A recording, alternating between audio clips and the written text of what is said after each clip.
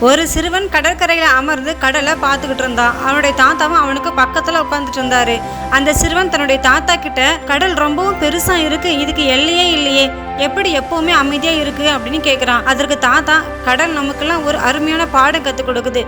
அந்த அலைகளை பாரு, அது எவ்வளவு உயரமாக எழுந்தாலும் மீண்டும் தன்னுடைய இடத்திற்கே திரும்பி போயிடுது. வாழ்க்கையும் அப்படிதான் இருக்கும்னு சொல்றாரு. மீண்டும் அந்த சிறுவன், ஆனா தாத்தா, சில நேரங்கள்ல கடல் கோபமாகவே கத்துற மாதிரி கேக்குதுன்னு சொல்றான். சரிதான் நீ சொல்றது, அது போலதான் நம்முடைய உணர்வுகளும் இருக்கு.